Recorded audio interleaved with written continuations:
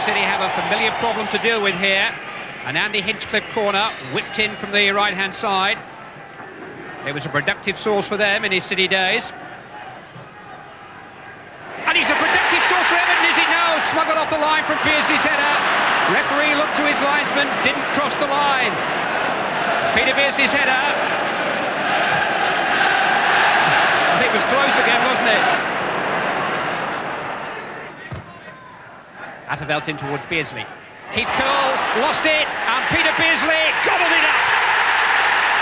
3 in a row for Peter Beardsley. Everton take the lead. David White. Adrian Heath has made a run ahead of him. This is Keith Curle. Looking for Quinn. Hendry trying to turn. Sheeran's there with a chance. Hit the crossbar. Hendry hit the bar again, and Neville Southall managed to punch it away. How close can you come? What a heroic attempt this has been by Manchester City to put it round. Adrian Heath struck Dave Watson. Still a chance for Colin Hendry. Smuggled away by Ward. Penalty. Ward held Hendry in the penalty area, and the referee has pointed to the spot. Well, what a moment for the 20-year-old from Northern Ireland. Michael Hughes, in his first full game in the First Division, in stoppage time against Neville Southall. Oh, it's saved. You've got to feel for him.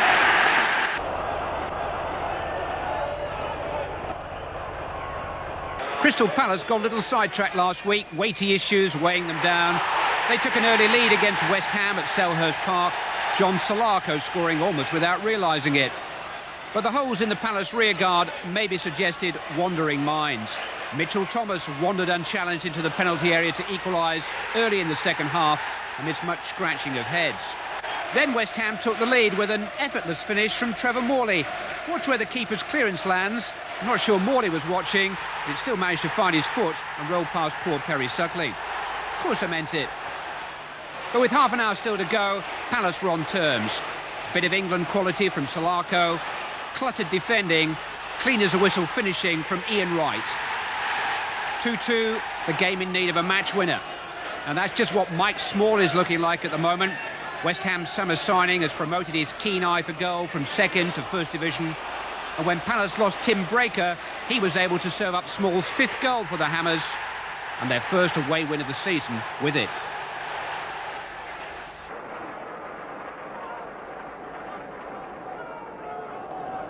Queen's Park Rangers hadn't won home or away until Tuesday. Luton Town, their victims at Kenilworth Road. A solitary goal prompted by substitute Ian Holloway and scored by skipper Simon Barker early in the second half. Keeper Alex Chamberlain's had better moments this season.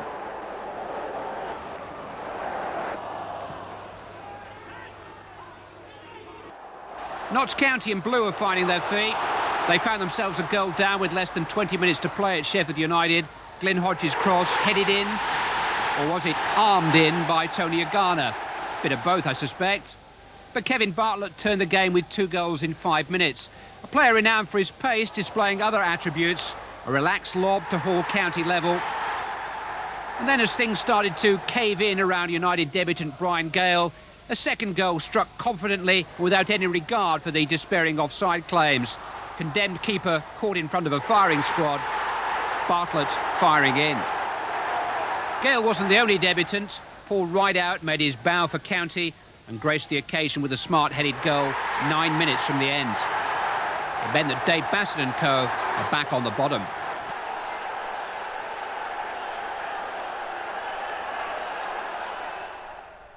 Yugoslav Cup holders Hajduk Split entertained Tottenham in Austria. A mixed night for the young Spurs keeper Ian Walker, saving wonderfully when Gary Mabbott found himself playing the wrong way. Very much in keeping with Walker's season so far there. Not Mabbott's, but definitely Walker's. But he slipped early in the second half by allowing a hidden hope from number 7, Mario Novakovic, to sneak under his defences. No more than Split deserved, though. Second leg, live on ITV.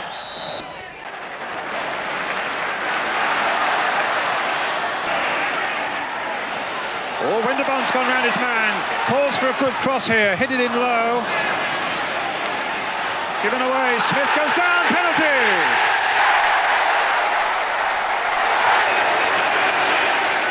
A vital kick now for Arsenal. Lee Dixon against Valoff in the Austria goal. He's missed it!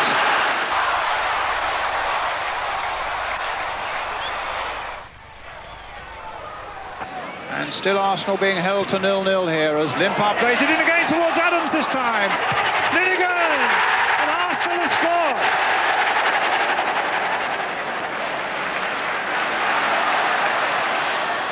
Dixon gone past his man. Little chip pass now to Merson. Tries to get it on the volley. A wonderful shot. And Smith makes it too.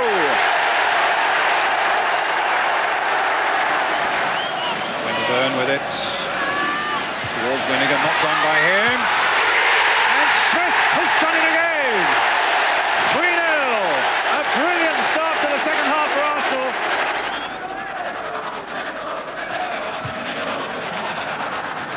Then again, he must be careful. Ogris is in behind him. Well, they lost their concentration, and Andy Ogris punished them for it. It's a nice ball. Winterburn. Here's Merson. He's got the better of Pozanic. Flick to the outside of the boot. A terrific goal again. A hat-trick for Alan Smith.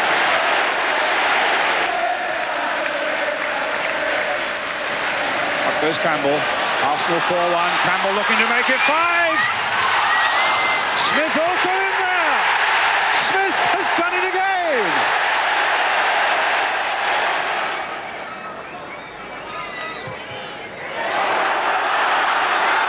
Well, here's some positive work from Limpar. Can he finish it off though? There's the answer.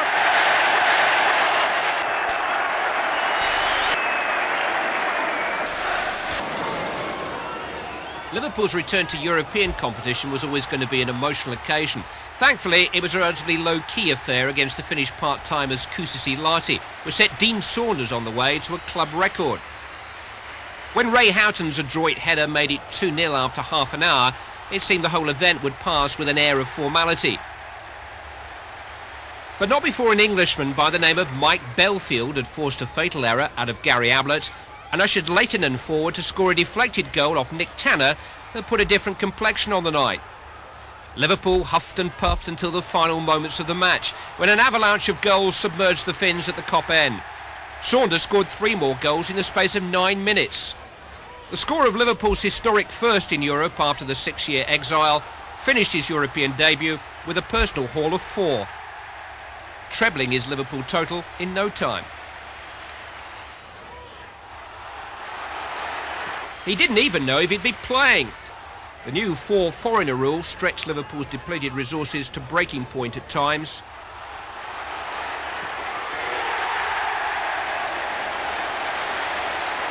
But 4 from Welshman Saunders, followed by 2 from Irishman Houghton, more than justified their selection.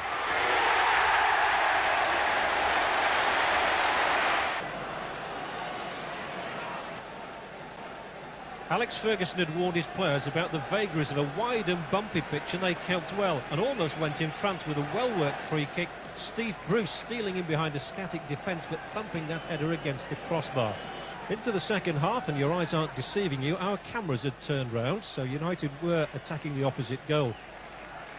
Again, they were under pressure for spells, but they put together one of the best moves of the entire match, with Danny Wallace on as a substitute by now for Russell Beardsmore involved. So was Neil Webb, who had a good game in midfield. And eventually, after a little dummy from Mark Hughes, Paul Ince going through the middle and disappointed to put the shot against the underside of the crossbar. United came again, Wallace and Ince combining neatly down the right. And Wallace making his first appearance of the season, going on to put in a telling cross, but the 37-year-old goalkeeper showing his agility. And again, it could have been a quick break on for Athanaikos. United funneling back and getting defenders back. Now, an excellent pass here to the Polish striker back, a man who'd played alone up front all afternoon. Schmeichel read it absolutely right. When they go back to Old Trafford in 2 weeks' time, United will surely go through.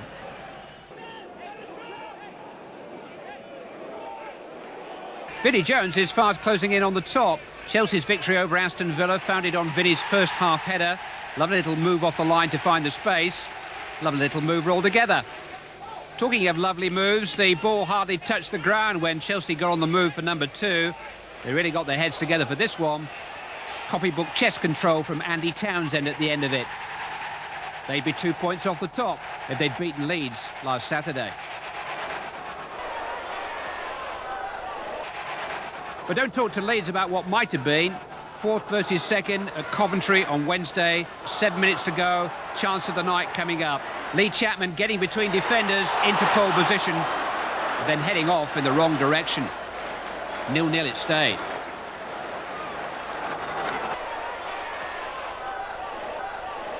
It wouldn't be a football round-up without a decision or two to argue over. Chris Woods on his return to Norwich can argue that he'd set himself to save a shot when Rule Fox got clear, and the Fox went tumbling after shooting.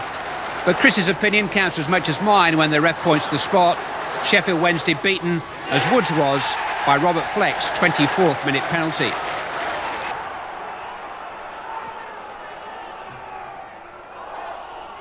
One goal was enough at the Dell too. Wimbledon defend better than most against this kind of threat. But when the ball breaks off Ian Dowie, Glenn Cockerill steers home one of the sweetest strikes of the week. The 4th goal we've seen almost directly from a goalkeeper's clearance in this week's First Division round